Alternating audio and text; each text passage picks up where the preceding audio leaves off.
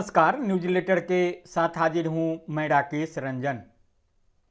सूबे बिहार और नीतीश कुमार सियासत की चर्चा के केंद्र में लगातार बने हैं।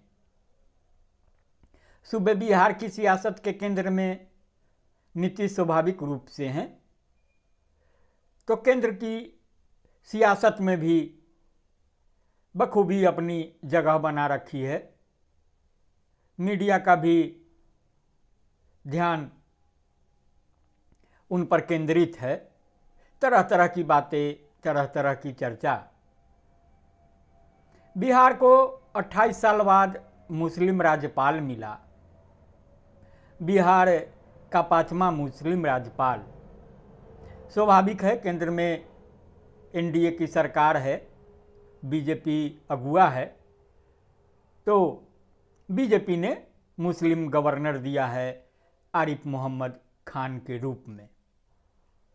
आरिफ मोहम्मद खान को बिहार का राज्यपाल बनाए जाने के बाद कयासों को बल मिला कि अब नीतीश कुमार से भाजपा हिसाब चुकता करने में सफल रहेगी, जो तकरीबन 20 साल से नहीं कर पा रही है। लाट साहब किस रूप में नीतीश को निपटाएंगे, कैसे निपटाएंगे, इसको लेकर के भी तरह तरह की चर्चा, तरह तरह की बातें। लाट साहब नीतीश कुमार को, उनकी पार्टी को निपटा पाएंगे कि नहीं निपटा पाएंगे, यह तो भविष्य के गर्भ में है। लेकिन इतना तय है कि नीतीश कुमार को बेइत्मीनान से बैठने तो नहीं ही देंगे। आरिफ मोहम्मद खान के कदम बिहार की धरती पर पड़े हैं और उसके बाद जो उनकी गतिविधि है उससे यह छिपा नहीं है कि आरिफ मोहम्मद खान राजभवन में कैद रहने वाले लाट साहब नहीं हैं। जो अब तक होता रहा है जैसी परिपाटी है। कल यानी गुरुवार को आरिफ मोहम्मद खान बिहार के नए राज्यपाल के बतौर शपथ लेंगे।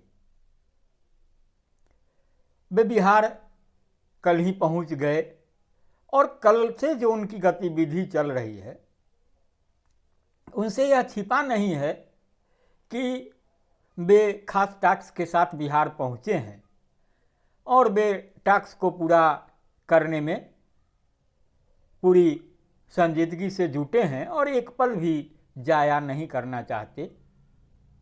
राज्यपाल बनने से पूर्व जहाँ जहाँ उनकी आमद रफ्त हुई है उससे कई कयासों को बल मिला है। तो जहाँ तक शपथ ग्रहण की बात है तो पटना के मुख्य न्यायाधीश उन्हें शपथ दिलाएंगे। शपथ से पहले ही आरिफ मोहम्मद खान एक्टिव मोड में है। जैसा कि मैंने आपको बताया, राजभवन का फाटक खुला हुआ है। राजभवन की गाड़ियां कभी फुलवारी शरीफ, कभी आचार्य किशोर कुणाल के घर, कभी नीतीश के गांव राबड़ी देवी के आवास के लिए फर्राटे भर रही है। तो एक विश्लेषण है, समय मंथन बिहार की विश्वसनीय पत्रिका है। राजनीति की नब्ज टटोलने में पत्रिका का कोई सानी नहीं। ग्रुप एडिटर होते हैं सिराज अनवर। तो सिराज अनवर का विश्लेषण है, राजभवनों की विशाल और भव्य शानो शौकत के मद्देनजर राज्यपाल को लाट साहब भी कहा जाता है। अंग्रेजों के समय में सामान्य रूप से गवर्नर या राज्यपाल को लाट साहब कहकर पुकारा जाता था। इनके पास बहुत अधिक शक्तियां और सुविधाएं थी, जिसकी वजह से उन्हें लाट साहब का संबोधन मिल गया। आज भी अधिकतर गवर्नर आलीशान राजभवन में रहकर खुद को लाट साहब से कम नहीं समझते हैं। लेकिन आरिफ मोहम्मद खान का मामला बिल्कुल अलग है। ये लाट साहब नहीं, शुद्ध रूप से राजनीतिज्ञ हैं और एनडीए में खटपट की परिस्थिति में मुख्यमंत्री नीतीश कुमार के लिए यह चिंता की बात है। आरिफ मोहम्मद खान राबड़ी देवी के आवास गए। राबड़ी देवी बिहार की 3 बार मुख्यमंत्री रहीं। बिहार के मुख्यमंत्री लालू प्रसाद की पत्नी होती हैं। लालू प्रसाद और राबड़ी देवी पीछे हैं उन्होंने पुत्र को आगे कर रखा है सियासत के लिए। तेजस्वी यादव हैं, तेज प्रताप भी हैं, लेकिन तेजस्वी के हाथ में उन्होंने अपनी पार्टी की कमान देख रहे हैं। तो जो ये सवाल है कि लाट साहब राबड़ी देवी के आवास क्यों गए, तो आप देख नहीं रहे, लाट साहब राजभवन में नहीं रहकर पटना के धूल ढक्कर सड़कों पर निरंतर गश्त कर रहे हैं। पूर्व मुख्यमंत्री राबड़ी देवी के जन्मदिन पर राज्यपाल के उनके आवास पहुंचने पर नीतीश कुमार के दिल पर क्या गुजरी होगी, यह सिर्फ ट्रेलर है। तो आपको समझ में बात आ गई होगी कि आज राबड़ी देवी का जन्मदिन भी था। तो राजभवन से हर दिन गवर्नर की गाड़ी पर ऐसे ही सरपट निकलेगी। जिस दिन गवर्नर साहब बाहर नहीं निकलेंगे उस दिन राजभवन में आयोजन समारोह महफिल जमी रहेगी। आरिफ मोहम्मद खान आराम परस्त लाट साहब नहीं है। तो जो बिहार में आरिफ मोहम्मद खान की आमद की बात है, बिहार में इसी वर्ष चुनाव होना है, तो चुनाव को लेकर ही जो है बिसात बिछाई जा रही है। आरिफ मोहम्मद खान की राजभवन में आमद ऐसे वक्त में हुई जब इसी वर्ष बिहार विधानसभा का चुनाव होना है और भारतीय जनता पार्टी के मुख्यमंत्री चेहरा को लेकर नरम गरम दाव से जनता दल यूनाइटेड पहले से ही असहज चल रहा है। राज्य में नए राज्यपाल की तैनाती निश्चित रूप से नीतीश कुमार को मुश्किल में डालेगा, यह संकेत मिलना शुरू हो गया है। प्रोटोकॉल के तहत राज्यपाल का राबड़ी आवास जाना थोड़ा अटपटा सा लगता है। हालांकि आज ही नए साल के पहले दिन मुख्यमंत्री नीतीश कुमार के साथ उनके गांव कल्याण बिघा भी गए, जहां वो मुख्यमंत्री की मां की पुण्यतिथि पर जो आयोजित कार्यक्रम था उसमें शामिल हुए। नीतीश कुमार हर साल कल्याण बिघा स्थित राम लखन सिंह वैद्य स्मृति वाटिका में स्थापित अपनी मां की प्रतिमा पर पुष्प अर्पित कर उन्हें श्रद्धांजलि देते हैं। तो राज्यपाल महोदय का फुलवारी शरीफ भी जाना हुआ। ये राबड़ी देवी आवास और जो मुख्यमंत्री के गांव नीतीश कुमार के गांव कल्याण बिघा से अलग।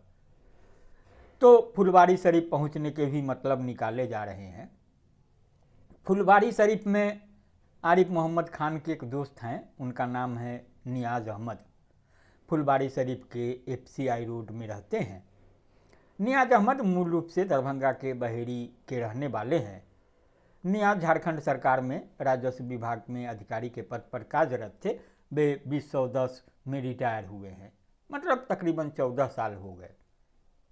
आरिफ मोहम्मद खान के 50 साल पुराने दोस्त हैं। आरिफ मोहम्मद खान चाहते तो नियाज अहमद को राजभवन आमंत्रित कर लेते।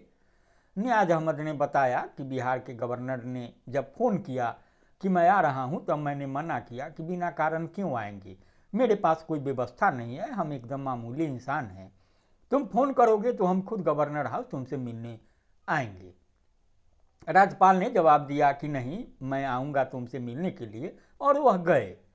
यह एक दोस्ती की बेहतरीन मिसाल हो सकती है। मगर आरिफ मोहम्मद खान के मुस्लिम बहुल फुलवारी शरीफ में जाना कुछ अलग बात है, कुछ अलग संदेश भी।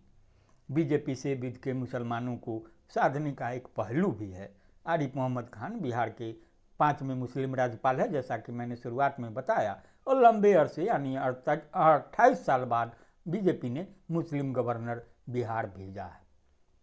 इससे पहले आपको बता दें कि पूर्व IPS और सामाजिक कार्यों के लिए ख्याति प्राप्त रहे पटना के बहुचर्चित हनुमान मंदिर के कर्ता धर्ता किशोर कुणाल का पिछले दिनों निधन हुआ, तो आरिफ मोहम्मद खान उनके आवास पर भी उन्हें श्रद्धांजलि देने पहुँचे।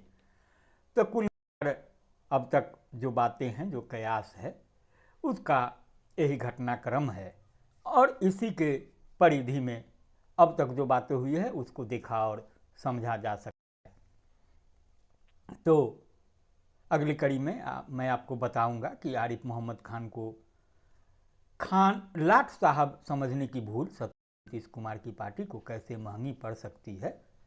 तो फिर वक्त आप इसे संजीदगी से सुने गुने और अपनी प्रतिक्रिया से मुझे ज़रूर अवगत कराएं। लाइक करें, शेयर करें, और आपने अब तक न्यूज़ लेटर वितरा के रंजन को सब्सक्राइब नहीं किया है तो सब्सक्राइब भी करेंगे। नमस्कार।